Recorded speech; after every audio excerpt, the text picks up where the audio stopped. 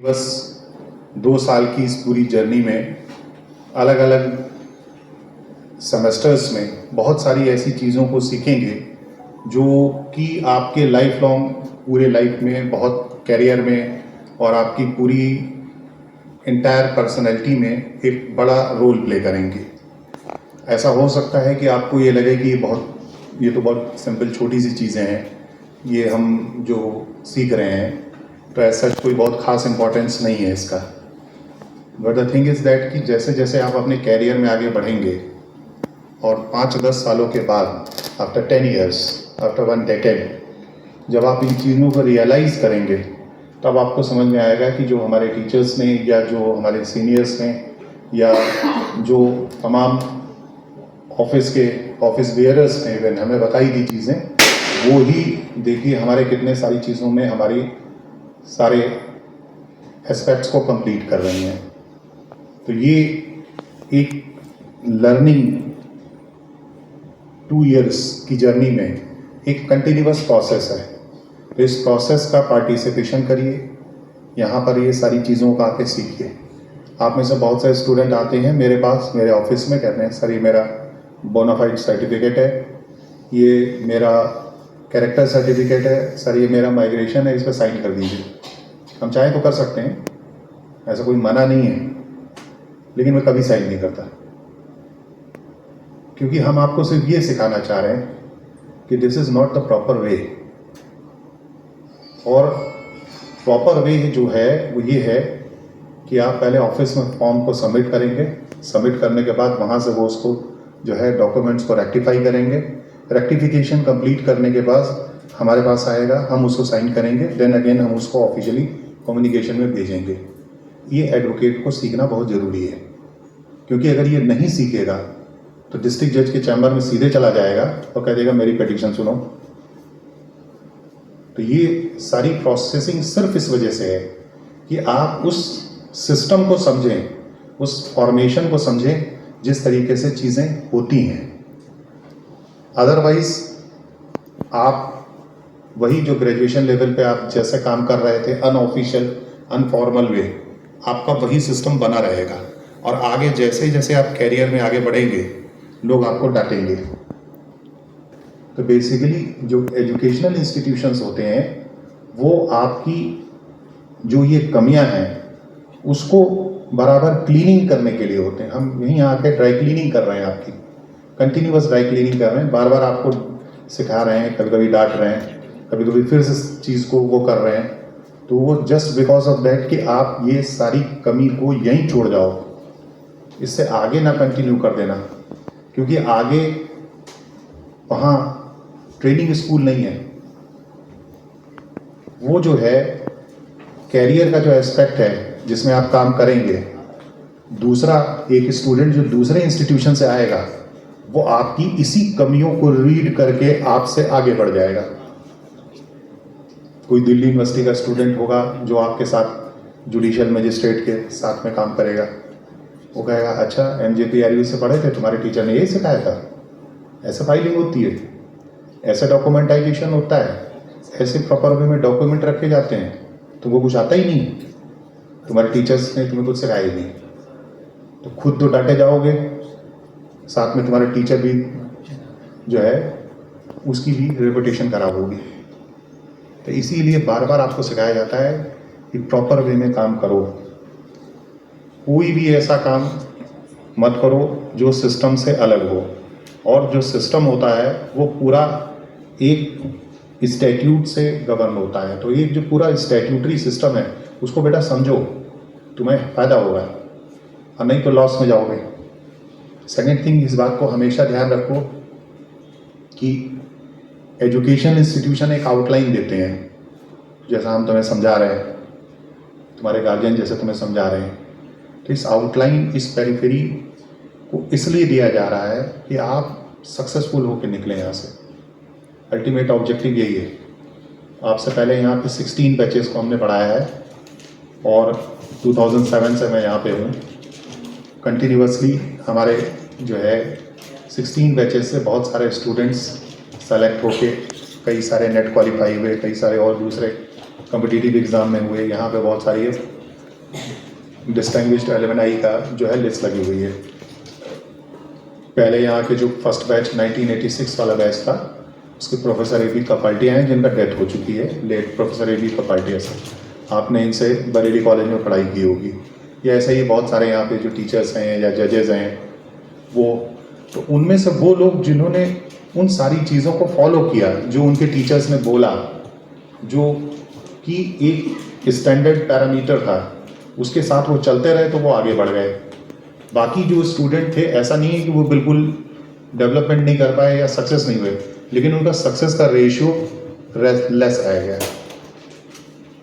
तो ज़्यादा पोटेंशियल होने के बावजूद, बेहतर स्टूडेंट या स्कॉलर होने के बावजूद भी, क्योंकि वो डिसिप्लिन नहीं थे, वो प्रॉपर वे में काम नहीं कर रहे थे, इस वजह से वो लाइफ में सक्सेस का वो रेशियो फॉलो नहीं कर पाए जो दूसरों ने कर लिया। तो इस चीज़ का ध्यान रखो, प्रॉपर वे में पढ़ाई करो, सिस्टमेटिक काम करो, हर चीज़ को सीखने की कोशिश करो, जितना बेहतर हो जाओगे उतना आगे जाओगे, और यही सक्सेस तुम्हारी पूरी लाइफ साथ देगी। लोग तुमसे ये नहीं पूछेंगे कि तुम्हें कितनी अच्छी क्वालिटीज़ हैं, क्वालिटीज़ सेकेंडरी हैं, जो फर्स्ट इंप्रेशन है वो यही है, what you are doing, what is your SOP।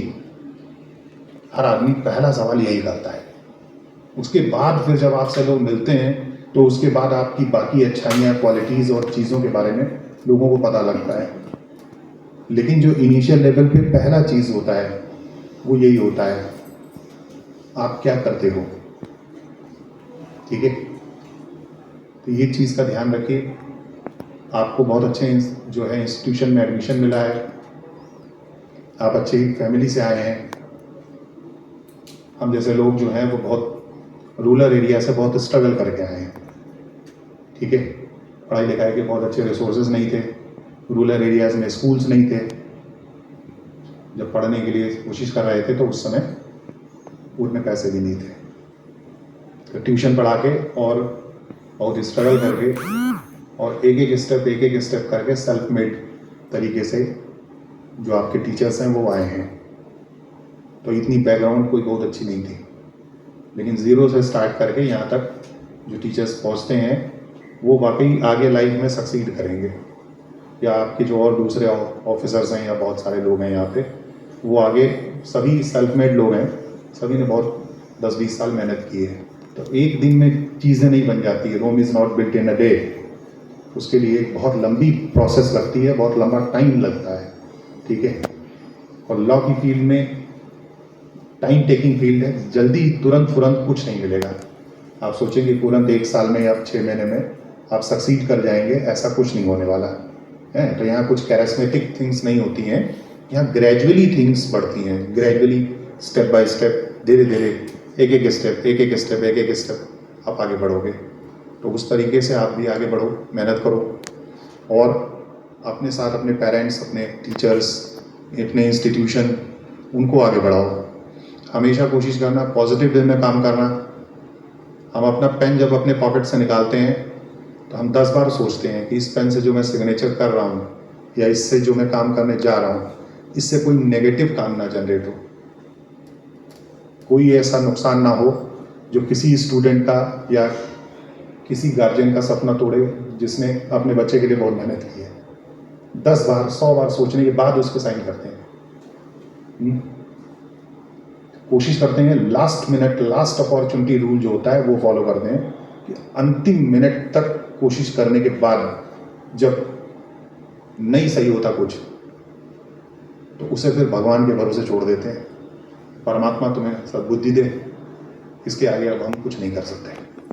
तो बेहतर है कि अब उसको अपने पास से थोड़ा दूर कर दो, उसका भैया वो होगा आगे चल के, सुधर जाए तो अच्छा, नहीं तो अल्टीमेटली आपको ही फेस करना है। और नेगेटिव चीज़ों से दूर रहना बेटा। नेगेटिविटी समाज में बहुत है, स्पेशली लॉ की फील्ड में ये बहुत ज़्यादा है। तो इन चीज़ों से दूर रहो, सकारात्मक काम करो। ऊपर जो ईश्वर है वो तुम्हें देख रहा है, और ये मान के चलो जो आप अपने कंडक्ट कर रहे हो उसकी आंसरेबिलिटी भी इसी जीवन में देनी है। कोई अगला स्वर्ग नर्क वाला कॉन्सेप्ट जो है वो नहीं है, सब कुछ यहीं है, तो रिस्पॉन्सिबिलिटी भी यहीं बियर करनी है और सब कुछ तुम्हें यहीं पे करना है। तो अच्छे काम करो, कुछ चैरिटी कर दो, कुछ बच्चे हैं जिनके पास पैसे नहीं हैं उनको बुक्स दे दो, कुछ जो दूसरों की कुछ मदद कर सकते हो तो वो कर दो, अच्छे काम करो।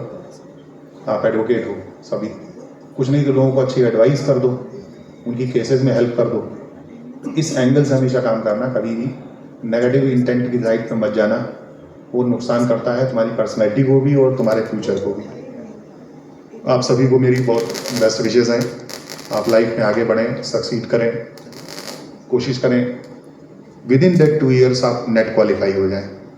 अगर आप नेट क्वालिफाई हो जाते हैं तो ये बहुत अच्छी अचीवमेंट होगी, ये आपके बहुत काम आएगी। और इसी 2 ईयर्स में आप अच्छा कहीं स्कोर कर लें, निकाल लें सिलेक्शन, वो बहुत अच्छा रहेगा। उससे अच्छा कुछ नहीं है, नथिंग लाइक दैट। तो बेस्ट विशेज़ आपको हैं 2 ईयर्स की जर्नी में। ये सारे काम को कंप्लीट करिए, अच्छे रिसर्च पेपर्स लिखिए, अच्छी डेस्टिनेशन लिखिए, अचीव करके जाइए कुछ। ये मत करिए कि सिंपली डिग्री कंप्लीट कर ली, डिग्री कंप्लीट करके मार्कशीट ले ली और चले गए। मार्कशीट अचीव करना गोल नहीं होना चाहिए, बजाय इसके बाकी चीज़ों में अपनी पूरी वो करिए कि आपकी ये डिग्री आफ्टर 2 ईयर्स जब आप यहाँ से LLM कंप्लीट करके मार्कशीट ले रहे हों तब आपके पास एक जॉब अपॉर्चुनिटी हो। आप आज जैसे 2 साल पहले आए हैं वैसे ही 2 साल बाद भी ना हो, इसकी कोशिश करिएगा। नेट क्वालिफाई हो जाएं आप, जैसे ही यहाँ से निकलें आपको कोई कॉलेज इंस्टीट्यूशन आपको जॉब ऑफर कर रहा हो, आप कहीं पर सिलेक्शन निकाल चुके हों, आप कुछ और बेहतर हो चुके हों, तो इसकी कोशिश करिएगा। ये चीज़ ही मोस्ट इम्पॉर्टेंट थिंग है। बाकी जो टीचर्स हैं, जो सीनियर्स हैं, वो आपको गाइडेंस देते रहेंगे, वो हमेशा अपना काम कर रहे हैं, आप भी अपना काम करिए। तो अपने गोल्स को मत भूलिएगा। अभी आप केवल एडवोकेट हो और अपने करियर के लिए फोकस कर रहे हो। हर रोज़ सुबह जब उठिए तो यही ध्यान रखिएगा, मेरा टारगेट अभी अचीव नहीं हुआ है, हमें अपने टारगेट की तरफ बढ़ना है। शाम को वापस आके फिर अपना एनालिसिस करिए रात में 11 बजे सोने के पहले कि आज मैंने जो पूरा दिन लगाया उसमें मैं अपने टारगेट पे कितना आगे बढ़ पाया या मैं कितना अचीव कर गया। कल मैं जो करूँगा उससे मुझे कितना एडवांटेज होने जा रहा है। हमेशा काम पे फोकस रहिए, यही काम ही आपकी जो है पर्सनैलिटी है और आप इसके अलावा कुछ नहीं है। ठीक है, तो हमेशा ध्यान दीजिएगा, आपका काम ही आपकी पहचान है। अपने काम पे डेडिकेटेड रहिए, इधर उधर मत भागिए। हमें आप 100% अटेंडेंस के साथ देखेंगे, मैं किसी भी दिन छुट्टी नहीं लेता हूँ। लास्ट 10 ईयर्स में मैंने कोई भी छुट्टी अप्लाई नहीं की है। एक बार मैं बीमार हुआ था कोविड से, इसके अलावा मैं छुट्टी कभी नहीं लेता हूँ। तो इसलिए कंटिन्यूएशन रहते हैं कि हमें कोई भी ऐसा काम ना हो जो कि स्टूडेंट का हमारी वजह से अफेक्ट हो। हम आके सेम डे सारे फाइल्स पे साइन करते हैं, आपके कंप्लीट कराते हैं। तो इसलिए कर रहे हैं कि कंटिन्यूएशन बना रहे, अफेक्ट ना हो चीज़ें। तो ध्यान दीजिएगा, dedication is most important thing. Work is worship. काम से बड़ा ईश्वर नहीं है, सबसे बड़ा ईश्वर आपका काम है। अपने काम को कंप्लीट करिए पूरे फुल डेडिकेशन के साथ। ठीक है, आप सभी को शुभकामनाएं। Thank you very much.